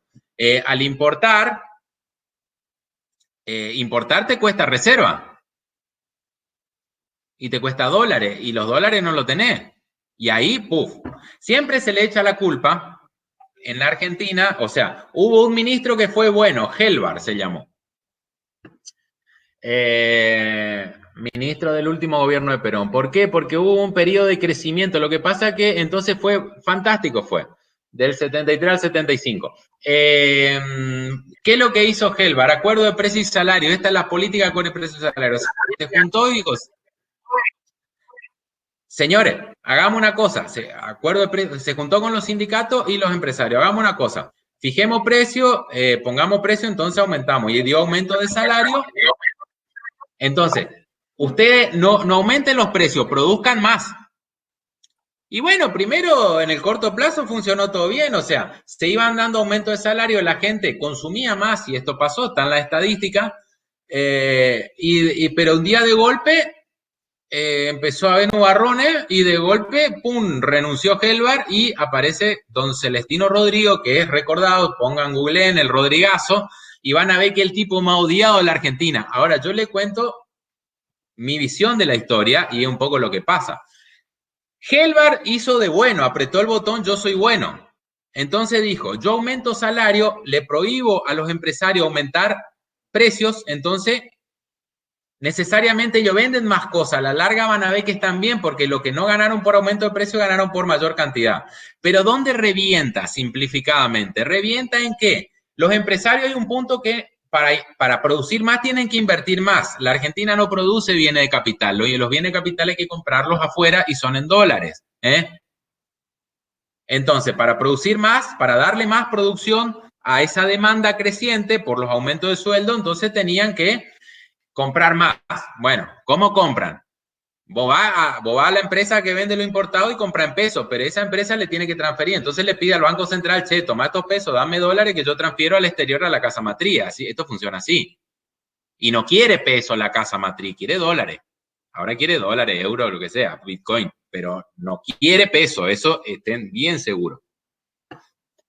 Entonces, llegó un momento que el país se quedó sin reserva. Eso la gente no lo ve. La gente ve, yo con este estaba bien porque me aumentaban el sueldo y yo cada vez compraba más cosas porque las cosas no aumentaban. Pero llegó un momento que te quedaste sin capacidad de aumentar la oferta y reventó. En el mundo no. Y acá tampoco. Entonces, ahí viene Celestino Rodrigo que dijo, acá tenemos, fue medio brutito Celestino Rodrigo para hacerlo, digamos, tuvo poco tacto, pero digamos que no le quedó otra, o sea, dijo, señores, acá esto es un desastre, o sea, las tarifas están muy bajas, no hay reserva, no hay manera, o sea, yo le puedo seguir dando plata, en realidad ni lo explicó, le puedo seguir dando plata, pero no van a tener que comprar porque no hay que, porque el país se agotó, se consumió su stock. Entonces dijo, vamos a sincerar la economía, esa fue la frase. Entonces, devaluó un 120%, aumentó las tarifas un 100%, mire, ajustó, es como que hizo cirugía sin anestesia, obviamente. Al año tuvimos la dictadura militar, que ni al año. Y empieza la violencia política en la Argentina, empieza en esa época. Y él fue el malo que discontinuó. En realidad, él no le quedaba otra. El que subía ahí tenía que, por eso, hay alguno que le toca pagar el costo. Hay un paper pero ese les voy a dar después de última, de Gerardo de la Paulera, que se llama Pasando la Pelota, donde él construye 2 indicadores que muestran qué es lo que recibió cada ministro y qué es lo que pasó al otro. Ese está interesante, porque entonces muchos dicen, yo con ese estaba bien. Sí, pero mientras vos tuviste bien, este hizo un desastre que el que vino tuvo que ajustar y vos te quedas, es lógico que a la gente le quede la sensación en base a su bolsillo. Pero nosotros como profesionales en ciencia económica a veces tenemos que ver, bueno, está bien, con ese estábamos bien, pero ¿cuánto costó? ¿Era sustentable? ¿Se caían las reservas? ¿El país se endeudaba más? ¿Podía mantenerse en el tiempo o la hizo mientras estuvo y después, no, mientras estaba yo estaba todo bien, después hicieron las cosas al revés? Eso digamos que es lo que quiero que le quede como lección de que como profesional de ciencia económica a veces hay que saber, o sea, sí, con este estábamos bien, pero hizo algo que es insustentable en el tiempo porque te consume lo que no tenés y pum. Bueno, vamos yendo. Bueno, ¿qué tenemos acá? ¿Qué pasa cuando aumenta la inversión? Y acá lo que tienen es lo que ya les expliqué, el efecto multiplicador. Supónganse que acá aumenta en 100 la inversión y el efecto multiplicador se da acá en los 100 inicial. Sigan el cursor. Acá aumenta en 100 la inversión. Acá aumenta en 100 la inversión. Acá aumenta en 80 el consumo. Acá aumenta en 64 y así sucesivamente hasta que el ingreso en realidad terminó aumentando los 500 pesos en base a nuestro ejemplo cuando la inversión solo aumentó en 100. Esa es la visión gráfica del efecto multiplicador.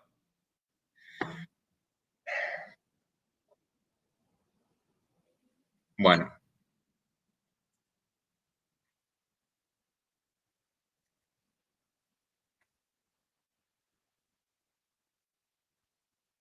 Y acá lo tienen numéricamente. Bueno, esto les dejo para ustedes. Yo después les cuelgo el PowerPoint porque ya lo dimos. Y repásenlo. Acá sí. A ver, vayan haciendo junto conmigo. La determinación del efecto multiplicador.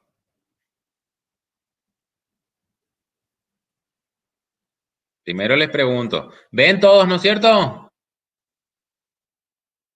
Bien. Sí, profe. Igual está en el libro, pero quiero que lo veamos bien.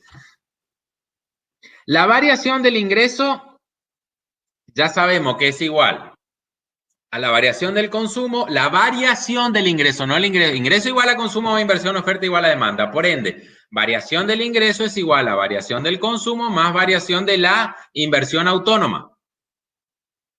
O sea, aplicamos variación a los dos términos de la ecuación. Variación del ingreso es igual a reemplazo por... Nosotros sabemos que el consumo autónomo no varía. La variación del consumo se da por la propensión marginal a consumir por la variación del ingreso. ¿Está claro esto? O sea, porque la fórmula de consumo era consumo autónomo más C por I. Pero consumo autónomo no varía. Así que la variación ahí es cero. La variación del consumo se da solamente en esta parte de la ecuación. C por variación del ingreso, más variación de la inversión autónoma. La variación de la inversión autónoma es igual a la variación del ingreso, hacemos despeje, ¿no es cierto? Menos C por variación del ingreso. Y ahí saco como un denominador. Como un denominador I. Variación del ingreso, como un denominador variación del ingreso, por 1 menos C. Entonces, la variación del ingreso va a ser igual a I sobre 1 menos C, que es igual al efecto multiplicador. Y 1. Porque paso dividiendo. Y la variación de la inversión autónoma es 0, porque la inversión autónoma no varía. Entonces, al final, la fórmula me queda, yo le borraría esto así. Epa, ahí le corrí nomás. Esto va acá.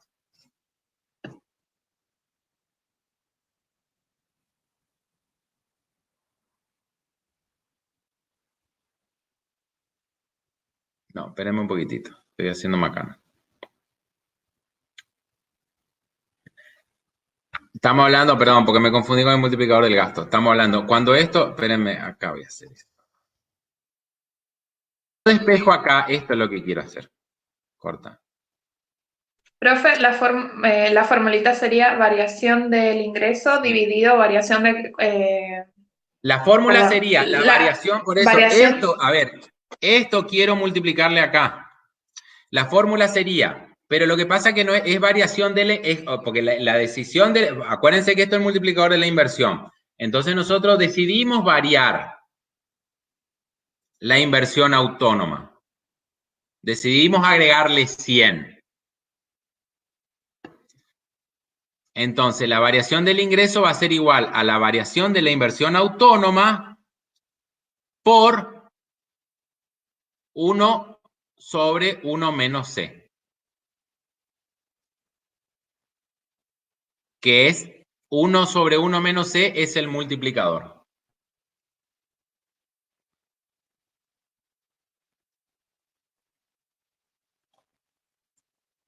No me deja cortar acá. Variación del ingreso sobre variación de la inversión autónoma. Entonces, despejen esto, lleven variación de la inversión autónoma. En vez de estar dividiendo, llévenlo multiplicando acá y ahí les va a quedar solo. O sea, esto lo que les estoy haciendo es solo para que vean cuánto es la variación del ingreso. Es igual a la variación de la inversión autónoma por 1 sobre 1 menos C, que es el efecto multiplicador. ¿Se entendió?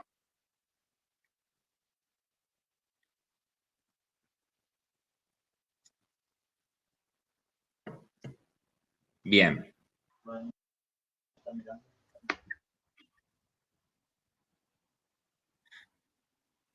¿Entendieron por qué acá saqué el consumo autónomo? Porque ahí no hay variación.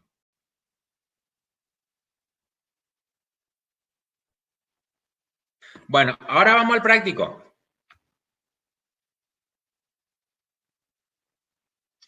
Al menos 1 o 2 prácticos vamos a hacer.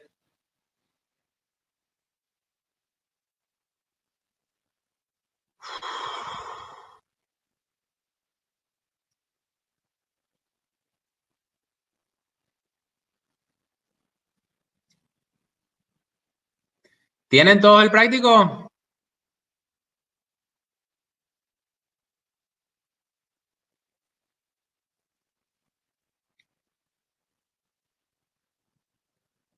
¿Tienen el práctico?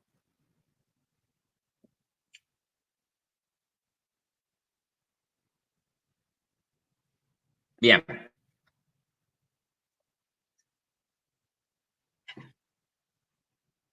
Pregunta A. Ante la disyuntiva entre ahorrar y gastar, Keynes planteaba: la mejor estimación que yo pueda conjeturar es que toda vez que se economizan 5 shillings, antigua moneda inglesa, se priva a un hombre del trabajo durante una jornada. Pues Keynes le gustaba gastar. Por el contrario, todas las veces que se compran mercancías, se contribuye a multiplicar los empleos ofrecidos a los trabajadores. El enfermo no tiene necesidad de reposo, necesita ejercicio. Es imposible hacer retornar al desocupado al trabajo negándose a mandar cosas. Fíjense, o sea, hay algo acá. Él cuando habla de que se economiza la moneda, está hablando como que esa moneda se economiza bajo el colchón, no como que va a la inversión.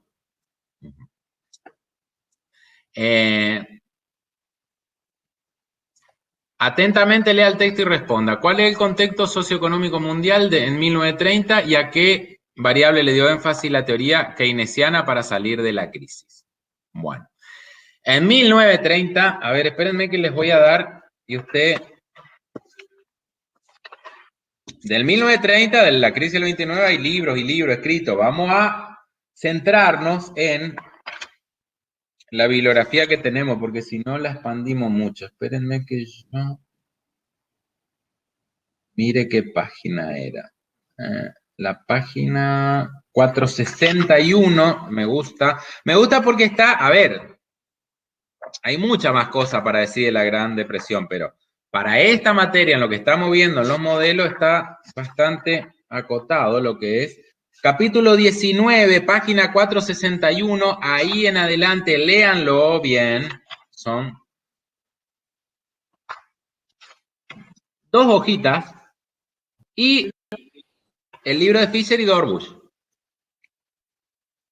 Capítulo 19, punto 19.1. Está bien clarito cómo se dio la Gran Depresión. Bien, bien clarito. O sea, ¿qué pasó? Había una especulación desmedida en la bolsa. Las bolsas no estaban reguladas. Es más, hoy hay un índice Warren Buffett de burbuja. No vamos a hablar de burbuja. La burbuja tiene, el que le interesa el tema, Minsky es un gran teórico de las burbujas y de cómo se dieron. O sea, de golpe en un momento había una prosperidad eterna, había un multiplicador eterno en la bolsa de Nueva York, ¿no es cierto? Voy, compraba acciones a 20, mañana la vendía a 30 y el que te compraba 30 la vendía en 40 y había uno dispuesto a comprar en 40 y así la bolsa se infló hasta que un día los agentes dijeron, che, pará que esto, a ver, en valor, yo les digo, a ver, les voy a dar un ejemplo. Voy a entrar a una página para que ustedes se asusten un poquitito, que se llama Barchart. Si tengo internet suficiente.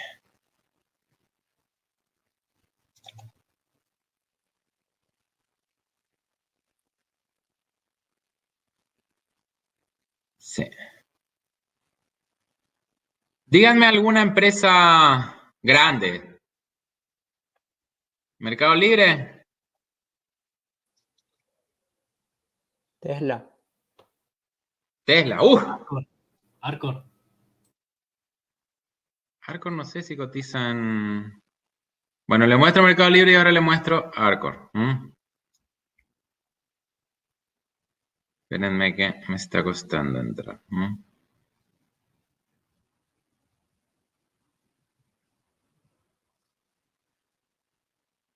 Sí, acá está. Mercado Libre y ahora le busco cualquiera que ustedes quieran. Espérenme que les voy a compartir.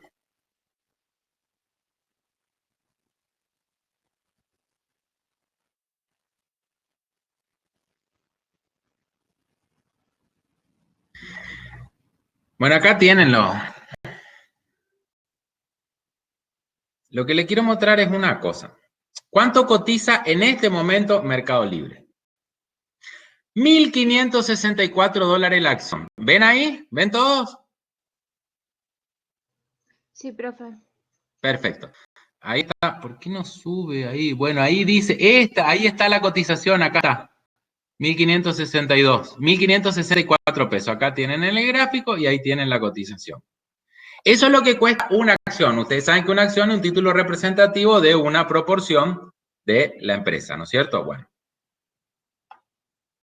O sea, es una empresa que cuesta 80.000 millones de dólares. Así nomás. Si hacen esos 80.000, dividido la cantidad de acciones de circulación que tienen acá las 50 millones de acciones, les da ese valor de cotización que sube y baja. Bueno. Ahora, ¿cuánto cuesta el precio en libro de la acción? ¿El libro qué es?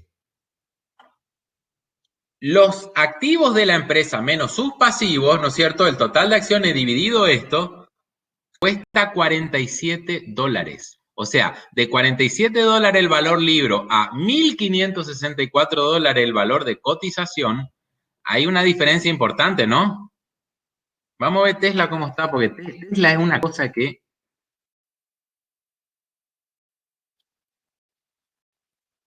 Tesla. Tesla es una empresa... Ay. Tesla es casi 2 veces el PBI de la Argentina. Es una empresa que... Evaluación de mercado vale 649 mil millones de dólares. Una acción de Tesla hoy está... Oye, ¿qué se cayó Tesla? Ni tanto, llegó a valer 779 en un día. Vamos, en un año, quiero ver un poquitito. Tesla, no, Tesla, fíjense, hace un año valía $134 y hoy vale $800. Bueno, ¿qué le quiero mostrar con esto? Pero el valor libro de Tesla es $27 por acción. Entonces, sí, yo también, pero yo no sé, yo le digo una cosa, que es lo que pasó en la crisis del 29, cuando empieza el crack de la bolsa, o sea, de golpe, las acciones se empiezan, ¿por qué? Porque hay gente, o sea, esto se maneja muy subjetivamente, yo la otra vez lo escuché a Malatón, sí, porque yo todavía no tengo el fundamento del Bitcoin, a mí no me termina de cerrar. No me termina de cerrar el valor y no me cierra, porque yo soy de la macroeconomía, o sea, para mí tiene que tener un fundamento atrás. Sí, yo sé que las expectativas importan, pero las expectativas también se arman en base a algo real.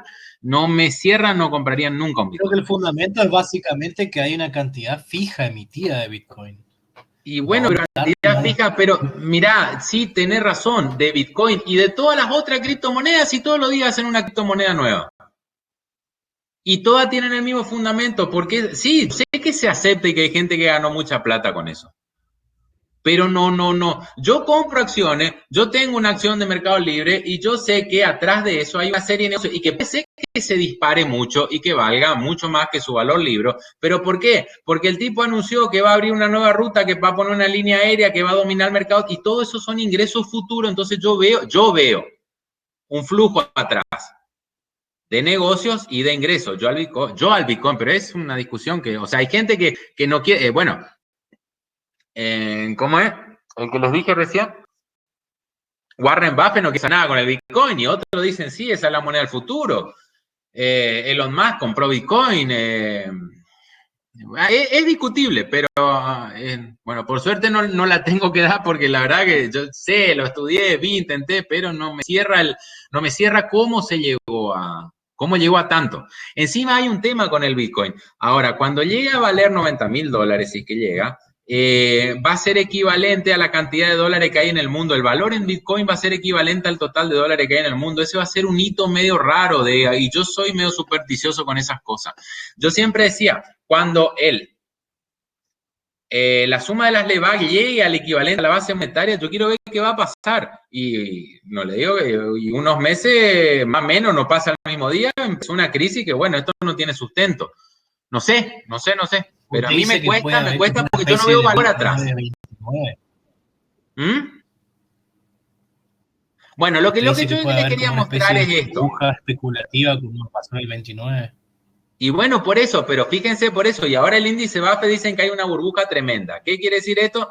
Que los precios, sí, fíjense que, a ver, Tesla de que yo me acuerdo, como empresa pierde plata, pero fíjense que el año pasado, porque yo acá estoy midiendo, una acción de Tesla valía $148 y hoy llegó a valer $900, ahora cayó a 700.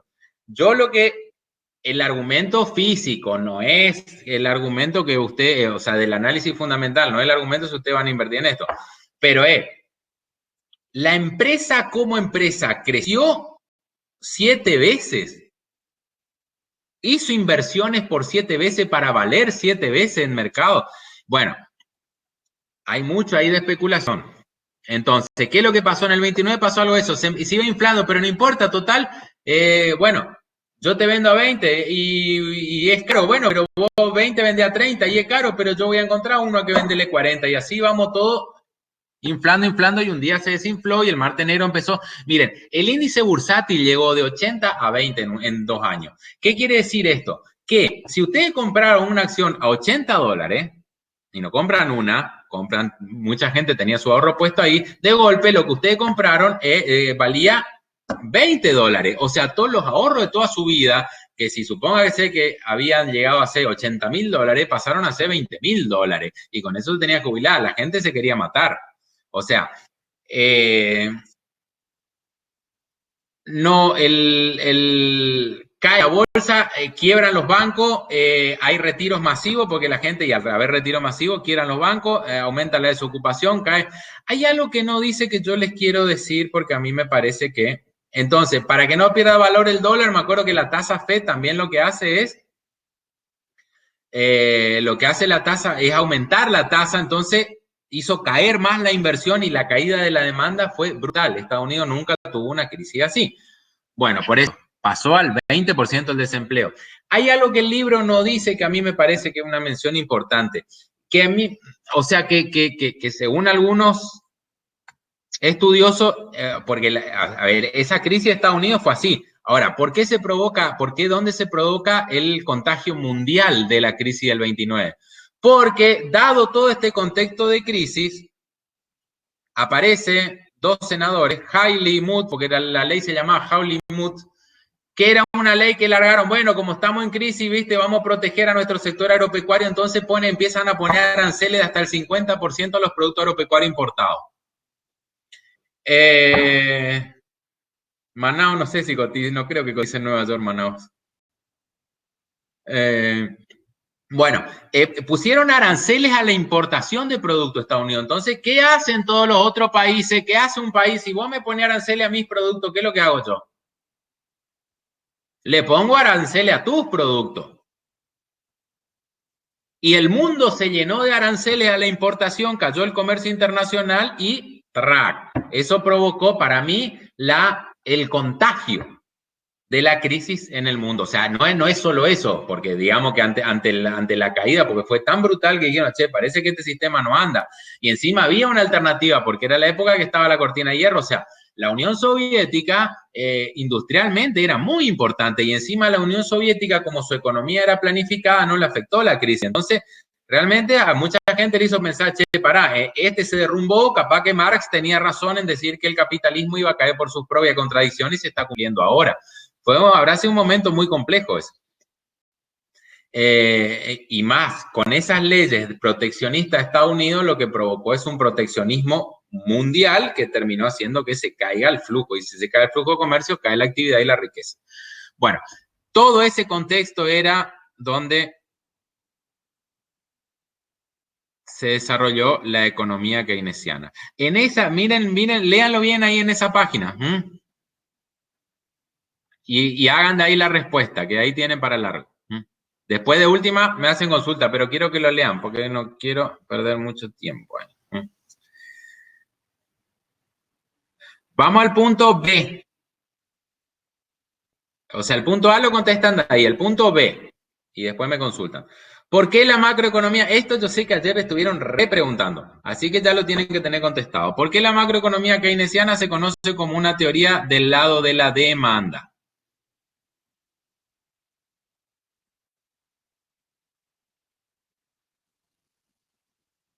¿Alguien me quiere contestar?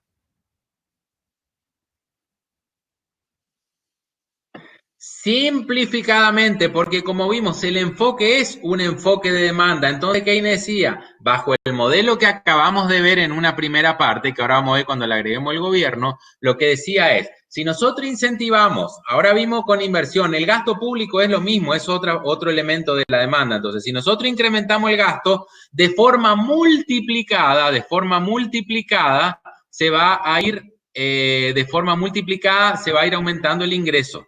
Entonces, lo que hay que hacer es una política fiscal activa de expansión del gasto en general, que esto va a hacer que vuelva a caer el desempleo y vuelva la actividad económica a su nivel general. Por eso. Pero tenemos que partir de la demanda, porque la oferta sola, como dicen los clásicos, no está demostrado, porque en ese momento estaba demostrado, porque Estados Unidos ya llevaba años en recesión y bajo la política del laissez-faire, del dejar de hacer y dejar pasar, no podía retomar. Ya les digo, miren el libro, miren ahí tiene un anexo estadístico muy sintético y muy lindo. Espérenme un poquitito. en la página 462, donde ustedes van a ver que el Producto Nacional Bruto, que es la primera columna de la tabla 19.1, recién desde el 29 que empieza a caer, de 938.000 millones llegó a 700, es una caída monstruosa, y recién volvió a los niveles del 29 en el 1939, 10 años después, o sea, 10 años después recién se recuperó. Entonces, y acuérdense que el libro salió en el 36, o sea, fueron a partir de esos años que se empiezan las políticas activas y ahí se recuperó. O sea, realmente, o sea, el modelo clásico no estaba respondiendo a que solamente, o el plazo era muy largo. Y esto que no sé si le llega a decir, que es lo que decía, cuando dijeron, bueno, pero en el largo plazo se va como a todo. Y Keynes dijo, en el largo plazo estaremos todos muertos. El largo plazo se le estaba haciendo largo. Entonces lo que decía era acelerar el proceso de crecimiento económico. Acelerar vía la demanda, que después la oferta se iba a acomodar. Lo que sí que esta economía tienen que tener en claro, y debe entenderse así, es una política de corto plazo, porque uno de los supuestos es que, acuérdense que ya cuando vimos las curvas de oferta, la curva de oferta es rígida en el corto plazo. Es plana. ¿Qué quiere decir esto? Que en el corto plazo, si vos expandís la demanda, ¿qué es lo que va a aumentar? La cantidad de cosas y no los precios. Bajo este supuesto, se aplica esa política de demanda. Chicos, ¿tienen bien claro esto? Es muy importante que tengan en claro este supuesto. O sea, el supuesto de la economía keynesiana es un supuesto de corto plazo. Como en el corto plazo hay desempleo, los precios no suben. Entonces, si no suben los precios y aumenta la demanda, lo que aumentan son las cantidades. El mercado ajusta por precio o por cantidad. Si no ajusta por precio en el corto plazo, va a ajustar por cantidad. Que haya más cantidad, ¿qué significa? Que va a haber más inversión, más gente trabajando, se va a caer el desempleo y se soluciona el problema de la crisis. Eso es, corto plazo, políticas fiscales activas. Bueno, voy terminando ya con esto. Sí, porque no vamos a llegar a hacer un ejercicio. Bueno, ella empieza, no nos va a dar para el ejercicio. A ver, yo le voy a, contesten ustedes y yo después le voy a tomar, así hacen un poquito ustedes también. ¿Cuáles son los factores que permiten la demanda actuar como variable? Esa ya la pueden contestar.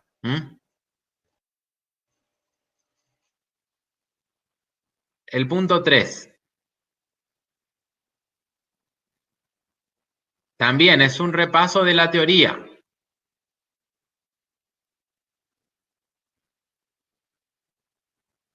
Ahí lo que tienen que hacer es poner los 4 componentes de la demanda, que ya los vimos. No les voy a volver a repasar porque ya les di. Háganlo, cualquier cosa después consulten. O sea, pongan lo que es consumo, inversión, gasto, exportaciones, qué significa cada uno y su ecuación. Y sí, y lo que vamos a hacer, bueno, el 4 también es una pregunta que les dejo para ustedes. Y el punto, a partir del punto 5, vamos a empezar a ver la clase, creo que van a ver con Isabela. Le voy a decir que les dé hasta la parte práctica, hasta que empiece con la incorporación del sector público al modelo. Pues, chicos, repasen bien esto, repasen bien porque si aprenden en esencia cómo funciona en la más mínima expresión este modelo, que es economía cerrada sin gobierno, ahora después lo que se le va a hacer en la próxima clase es agregar el gobierno. Pero si entendieron esto, van a ver que el gobierno son un par de variables más. Muy importante. Aparte, las economías actuales tienen gobiernos. Entonces, necesariamente. Y después le vamos a agregar el sector externo, que también tiene sector externo. Pero si tienen bien esto, no van a tener problema en seguir avanzando. Les pregunto, ahora que vimos en principio el modelo, ¿quedó más o menos claro? Obviamente que lo tienen que repasar, pero quiero saber si lo entendieron y si entendieron el efecto multiplicador.